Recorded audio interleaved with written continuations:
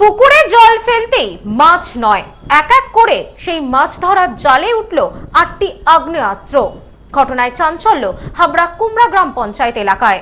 সদ্য লন্ডন থেকে চোখের অপারেশনের বিশেষ প্রশিক্ষণ নিয়ে ফিরেছেন ডাক্তার মোনাজির হোসেন। বনগাঁতে এই সর্বপ্রথম কোলফেকো, টোরিক, মাল্টিফোকাল ছানি অপারেশনের জন্য আসুন বনগাঁ আই কেয়ারে। পুকুরে জল ফেলতেই চক্ষু চড়ক গাছ। মাছ নয়, মাছের বদলে জলে উঠে এলো একাধিক বন্দুক ও গুলি। কি অবাক হলেন? ভাবছেন তো, মাছ ধরার জালে বন্দুক এবং গুলি উঠে এলো কিভাবে?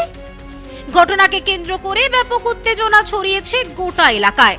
চাঞ্চল্যকর ঘটনাটি ঘটেছে হাবড়া থানার অন্তর্গত কুমড়া গ্রাম পঞ্চায়েতের কলতলা বিশ্বাসপাড়া এলাকায়। ছুটির দিন রবিবার। এদিন সকালে হাবড়া থানার অন্তর্গত কুমড়া গ্রাম পঞ্চায়েতের কলতলা বিশ্বাসপাড়া এলাকার একটি পুকুরে সাত সকালে মাছ ধরতে নেমেছিলেন বেশ কয়েকজন জেলে। এতক্ষণ পর্যন্ত সবকিছু ঠিকই ছিল।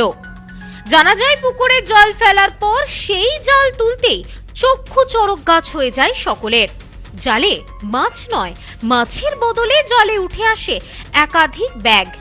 যেই ব্যাগগুলি খুলতেই চক্ষু চড়ক গাছ হয়ে যায় সকলের।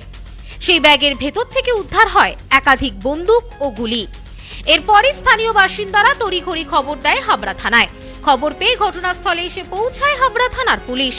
এরপর সেই বিপুল পরিমাণ আগ্নেয়াস্ত্র ও গুলি উদ্ধার করে থানায় নিয়ে যায় পুলিশ।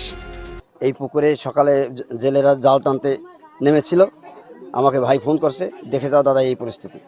আমি এলাম, এসে দেখি দুটো ব্যাগে ভর্তি পিস্তল 4খানা, বাদ বাকি বিভিন্ন রকমের গুলি। কোনোটা হয়তো মনে হয় পিস্তলের গুলি, কোনোটা রাইফেলের গুলি, কোনোটা আরও বড় বড় গুলি। সে সমস্ত মেশিন তো দেখা যাচ্ছে না এখানে, শুধু পিস্তলটাই পেয়েছি আমরা। বাদ বাকি এগুলো তদন্ত হোক, আমরা জনগণ বলছি, জনগণের পক্ষ থেকে। এগুলো একটা যে সমস্ত গুলিগুলোর মানে মেইন অস্ত্রটা পাওয়া যায়নি, সেইগুলো তদন্ত হোক এলাকায়, যাতে আমরা সুস্থভাবে থাকতে পারি। আমরা যে সমস্ত মানে ভয় যে ব্যাপারটা উল্লেখ হয়েছিল, সেই সমস্ত ব্যাপারে এখন আস্তে আস্তে ধরা পড়ছে। এটা ভালো তদন্ত চাই আমরা যেন সুস্থ মতো শান্তি মতো এলাকায় বাস করতে। পুলিশ সূত্রে জানা যায়, বিভিন্ন ব্যাগে প্লাস্টিকে মোড়া অবস্থায় ছিল বন্দুকগুলি। কিন্তু এখন প্রশ্ন, কে বা কারা ফেলে রেখে গেল এই বন্দুক এবং গুলি? কি উদ্দেশ্য ছিল এর পেছনে? ইতিমধ্যেই পুলিশের পক্ষ থেকে আশেপাশের পুকুরে তল্লাশি চালানো হচ্ছে। সেই সাথে খতিয়ে দেখা হচ্ছে আশেপাশে থাকা সিসিটিভি ক্যামেরার ফুটেজও। এখানে এই পুকুরে জাল করছে। এবার যে জাল করে আমাদের ছোট মাছের ব্যবসা আছে, আমারও আছে। এই পুকুরটা হচ্ছে জাকির হোসেনের লিজ নেওয়া, বাপি হচ্ছে ওর টাইটেলটা হচ্ছে বিশ্বাস, ওর পুকুর। জাল করার পরে জাল পার্টি বললো, দাদা দুটো ব্যাগ পাওয়া গেছে। ঠিক আছে, ব্যাগটা হাত দিসটা সাইড করে রেখে দেয়। এবার পরে ওরা খুললো যে ব্যাগের মধ্যে টাকা পয়সা থাকতে পারে, জাল পার্টির লোক একটা থাকেই। খোলার পরে দেখা গেছে ওর মধ্যে প্রথম ব্যাগটায় দুটো মেশিন আর কার্তুজ, আর পাশের ব্যাগটা ছিল মেশিন ছিল 4টে। একটা ব্যাগ খোলার পরে দুটো, পরে আবার লোকজন আসলো, তারা আবার খুললো। খোলার পরে দেখা গেলো ওতে আবার আরও দুটো মেশিন, 4টে মেশিন টোটাল। কিন্তু কার্তুজ ছিল প্রচুর, প্রায় 1-150 পিস হবে কার্তুজ ছিল। ছুটির দিনে এলাকার একটি পুকুরে এমন বিপুল পরিমাণ আগ্নেয়াস্ত্র উদ্ধারের ঘটনায় স্বাভাবিকভাবেই চাঞ্চল্য ছড়িয়েছে বাসিন্দাদের মধ্যেও। এই বিষয়ে পুকুরে মাছ ধরতে আসা এক জেলে জানান, আমরা এই পুকুরে মাঝে মধ্যেই মাছ তুলি। এই পুকুরে ছোট মাছের চাষ হয়। এদিন সবাই মিলে মাছ ধরতে এসেছিলাম। মাছ ধরার সময় দুই জেলে হঠাৎই চিৎকার করে ওঠে। তারপরই আমরা তাদের কাছে যেতেই জানতে পারি তাদের জালে দুটি ব্যাগ উঠেছে, আর যার ভেতরে রয়েছে বিপুল পরিমাণ আগ্নেয়াস্ত্র। এরপরে পুলিশ আসে এবং পুরো বিষয়টি খতিয়ে দেখে। কি আছে জানি না, তবে ওরা ব্যাগের চেন খুলে দেখে যে ওর মধ্যে পিস্তল আছে।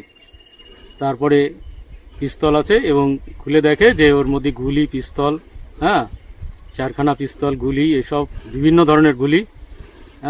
তারপরে আমি স্থানীয় একটা মেম্বার দাঁড়িয়ে ছিল, মেম্বারকে বললাম থানায় ফোন করো।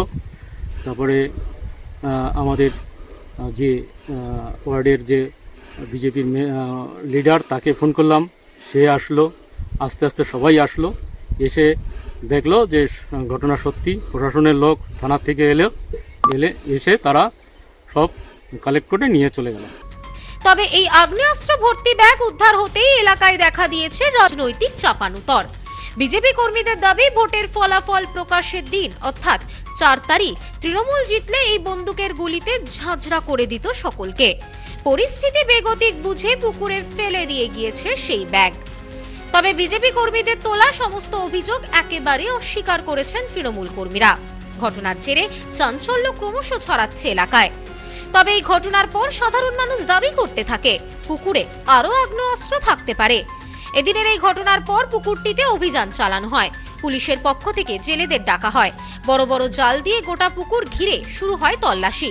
তল্লাশি চালাতেই আরও 4টি আগ্নেয়াস্ত্র উদ্ধার হয় ওই একই পুকুর থেকে।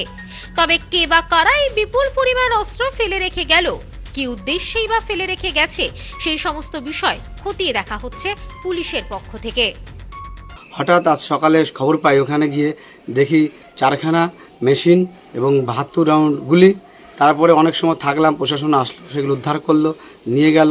কিন্তু তারপরে আবার দুপুরবেলায় প্রশাসন জাল নিয়ে আসলো, জেলেদের দিয়ে আবার জাল টানালো।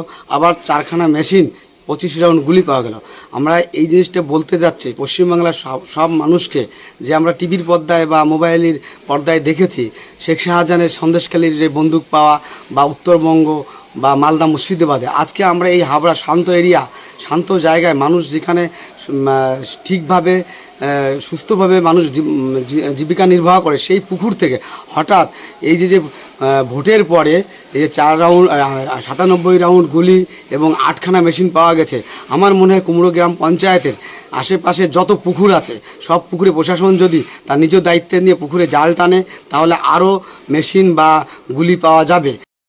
Bureau report, news no man's land, Habra. Sampriti guest house hotel and restaurant. সমস্ত আধুনিক সুবিধাযুক্ত AC double bedroom, standard double bedroom, twin bedroom, deluxe double bedroom. আমাদের হোটেলেই রয়েছে বাঙালির খাবার সহ মাল্টি কুইজিন রেস্টুরেন্ট। শহরের মধ্যে অথচ সম্পূর্ণ নিরাপদ পরিবেশে থাকা খাওয়ার একমাত্র ঠিকানা Sampriti guest house hotel and restaurant, Chakdah road, টবাজার, বনগাঁ। ফোন 03215257603।